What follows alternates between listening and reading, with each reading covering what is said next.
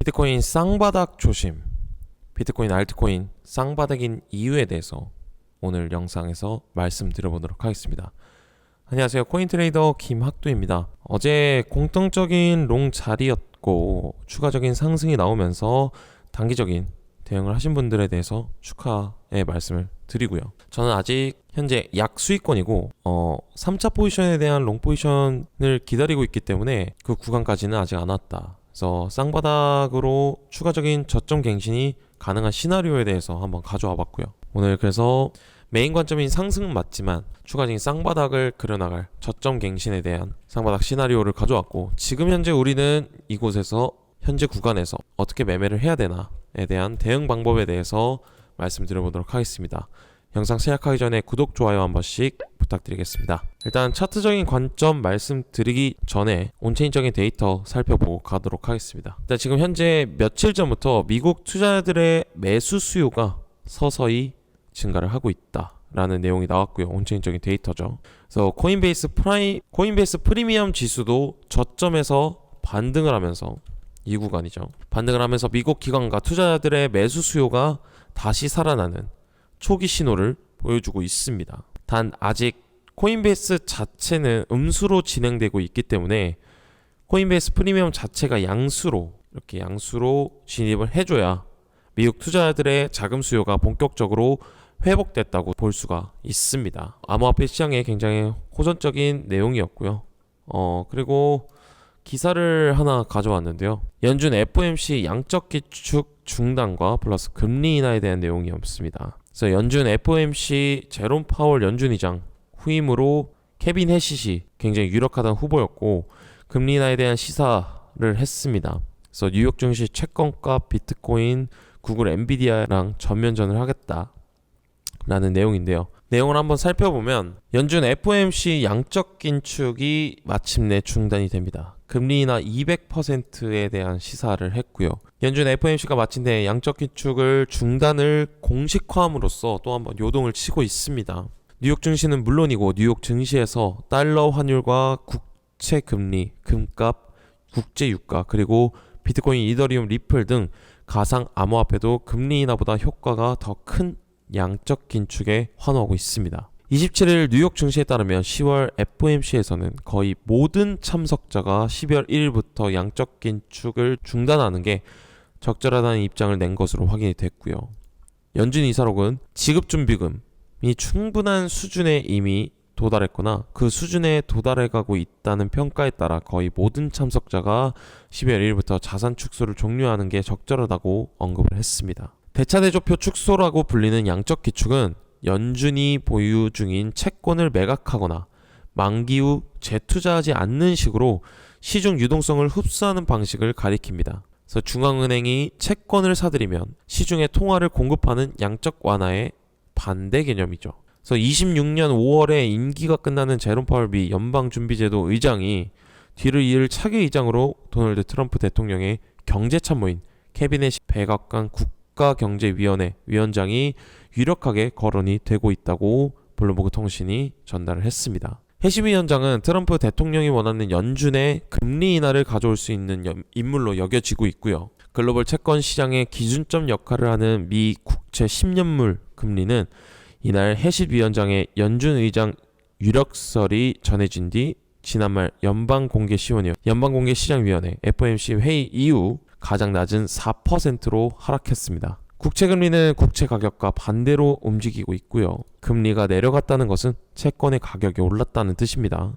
해시 위원장의 연준행 가능성이 기준금리 인하에 대한 시장 기대감을 높여 미국 국채의 수요를 견인한 것으로 풀이가 되고 있고, 기준금리 인하는 통상 국채의 가격을 올리는 호재로 인식이 되고 있습니다. 뉴욕 증시 월가는 트럼프 대통령의 경제참모인 해시 위원장이 차기 연준 의장으로 지명될 경우 추가 금리 인하를 포함해 확정적 통화 정책이 강화될 것으로 예측을 하고 있고요. 차기 연준 의장 후보군 인선 과정을 맡아온 스콧 베선트 미국 재무장관은 지난달 해시 위원장을 포함해 5명의 후보군을 좁힌 바 있습니다. 그래서 트럼프 대통령이 차기 위장 단수 후보를 크리스마스 전에 발표할 가능성이 상당하다고 전망을 했습니다. 그래서 뉴욕 증시의 3대 주가 지수가 강세로 마감이 됐고요. 금리 인하가 84% 정도로 올라가면서 금리 인하 될 것에 대한 비율이 84%까지 올라가게 되면서 뉴욕 증시의 3대 주가 지수가 강세로 마감을 했습니다. 그래서 구글의 제미나이 3.0 출시와 호평,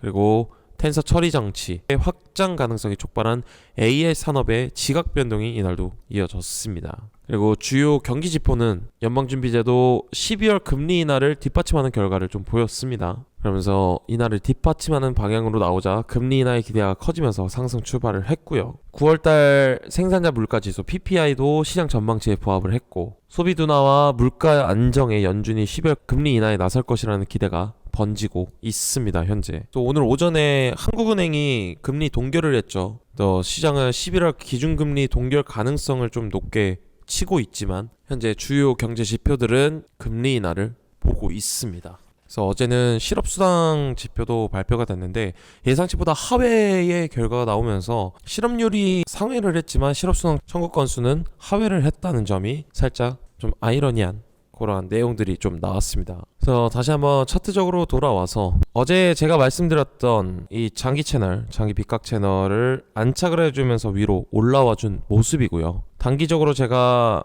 어제 영상에서 말씀드렸던 구간은 이 구간에서 공통적인 롱 포지션이 진행이 될 수 있다. 그래서 단기적인 손절 라인을 타이트하게 잡고 올라갈 여력이 보인다 라고 해서 단기적인 매매를 하신 분들은 아마 제 텔레방에 미리 입장하신 분들은 아마 대응을 하셨을 거라고 생각이 듭니다. 그래서 우리는 지금 현재 이 구간에서 어떤 식으로 매매를 해야 되나에 대해서 한번 고민을 해볼게요. 일단 1시간 봉으로 좀 타이트하게 프레임을 당겨서 보면 현재 RSI 같은 경우에는 과매수 구간으로 현재 올라와 있죠. 25일 새벽에 이 장기 빗각 채널을 저항을 맞으면서 떨어진 듯한 모습이었지만 추가적인 상승으로 안착을 해줬다. 그렇다면 지금 고점 대비부터 WXY 파동으로 진행이 된 건데 Y의 연장 파동이라고 말씀을 드렸습니다. 하지만 이 Y 연장의 파동에 임펄스한 파동이 이 구간이었죠. 이 5파동에 대한 임펄시브한 파동인데 5파동에 대한 파동이었다. 그렇게 되면 확산형이죠. 확산 형태로 하락의 추세가 열려있다. 그리고 4시간 봉으로 체크해 봤을 때 히든 하락 다이버전스가 이 구간에 열려 있고요. 전체적으로 봤을 때는 상승 다이버전스가 열려 있습니다. 하지만 이 구간에서 단기적으로 히든 하락 다이버전스가 열려 있다는 점, 그렇게 생각을 해주시면 당장에 대해서 이 5파에 대한 되돌림을 한번 체크를 해봐야겠죠. 지금 현재 382 구간에서 지지를 해주고 있습니다.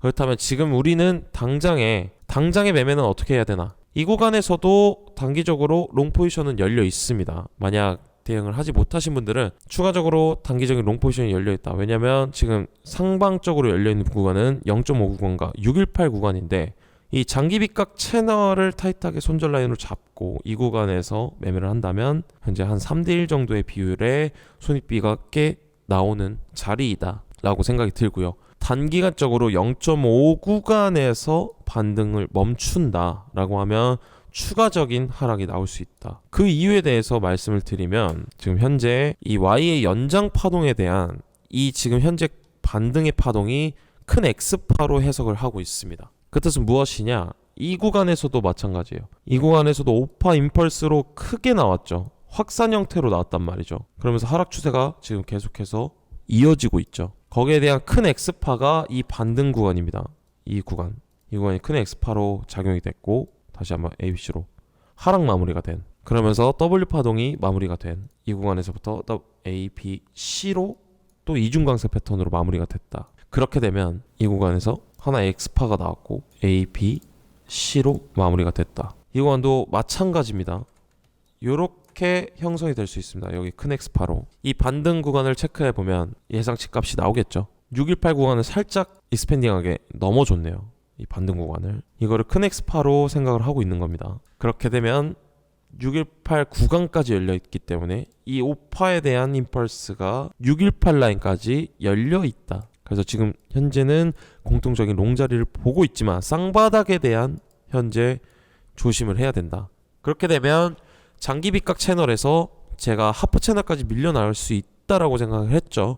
그 구간은 제가 텔레방에다가 모두 다 남겨드렸고요. 구체적인 타점들은 제가 모두 다 텔레방에다가 남겨드리고 있습니다.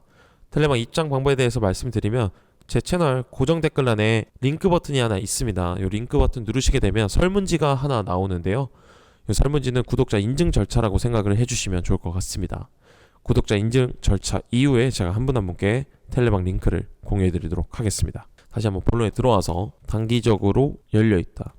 618 구간까지. 왜냐면 첫 번째 복합 조정의 W 파동이 이 Y 파동과 동일하게 움직이기 때문에 이 구간과 이 구간을 좀 공통적으로 바라보는 시점이 훨씬 더 낫지 않을까. 그래서 큰 엑스파가 한번 나오고 나서 다시 한번 쌍바닥 저점 갱신을 하더라도 추가적인 하락을 더 생각을 해야 되는 게 바로 이 장기 빗각의 하프 채널이라고 생각이 듭니다. 그래서 지금 자리에서는 사실 공통적인 롱자리는 맞습니다. 그래서 이 구간에서 타이트하게 손절 라인 장기 빗각 채널로 잡아놓고 618까지 반등을 보는 그러한 단기적 매매가 가능하다라고 생각이 들고요.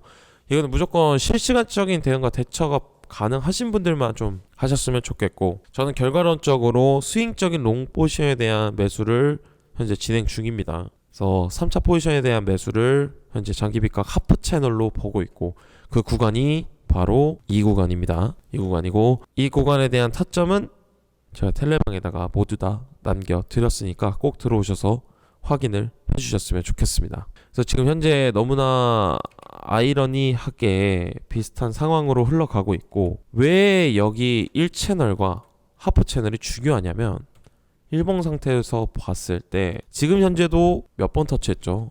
한 번, 두 번 터치했죠? 하나, 둘, 셋, 넷, 다섯, 여섯.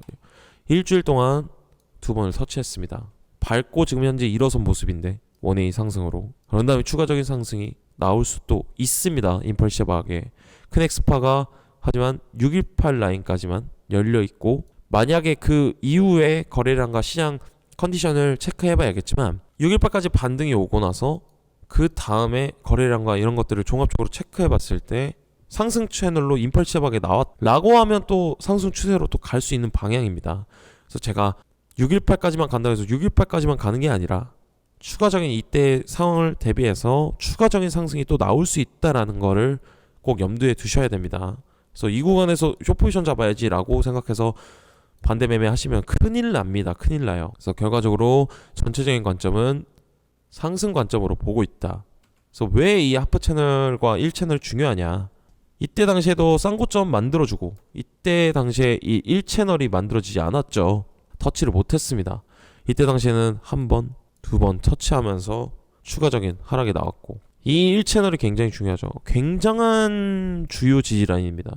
이때 당시가 며칠이냐면 43일 동안 한 번, 두 번, 세 번, 네 번, 다섯 번, 여섯 번, 일곱 번, 여덟 번, 아홉 번이나 무려 9번이나 터치하면서 밟고 일어서는 그러한 1채널입니다. 이때 당시에도 고점 가기 전에 이때 당시에도 이 하프 채널 안에서 프랙탈 안에서 놀다가 추가적인 상승이 나오면서 원웨이적으로 뚫어주면서 밟고 일어섰죠. 이 구간 24년 11월 6일이네요. 이 구간에서부터 정말 원웨이적인 상승이 이뤄졌다. 그래서 이 채널이 굉장히 중요하다라고 생각이 들고요.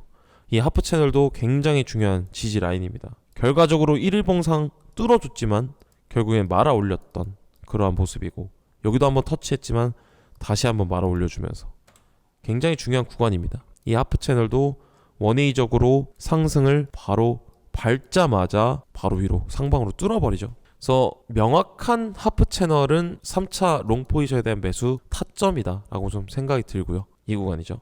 만약 이 구간에서 버티지 못하고 추락한다 하면 이 구간에서 무조건 공통적인 롱 자리가 나온다 라고 좀 해석을 해주셨으면 좋겠습니다. 그래서 이러한 구체적인 타점들은 모두 다 텔레방에다가 남겨드렸고요. 꼭 들어오셔서 확인을 해주셨으면 좋겠습니다. 그래서 쌍바닥 시나리오는 만약 이 구간이 터치를 하게 되면 쌍바닥 적으로 저점 갱신을 한 번 더 할 것이다. 그 구간은 이 구간이고, 하프 채널 밟고 다시 한번 일어서는 그러한 상승적인 모먼트가 나올 것이다 라고 좀 메인적인 시나리오로 가져가고 있습니다. 그래서 꼭 실시간적인 대응과 대처를 꼭 하셔야 되고, 기준과 원칙을 지켜가면서 이런 기다림의 매수 포인트를 잡아가는 게 좀 더 확실하고 좀 더 승률이 좋은 그런 방향성의 매매를 하지 않을까, 그렇게 생각을 하고 있고요. 그래서 이러한 관점들은 모두 다 텔레방에다가 남겨드리고 있습니다. 그래서 꼭 들어오셔서 확인을 해주셨으면 좋겠습니다. 그래서 오늘 관점은 여기까지 말씀을 드리고요. 저는 코인트레이더 김학도였습니다. 감사합니다.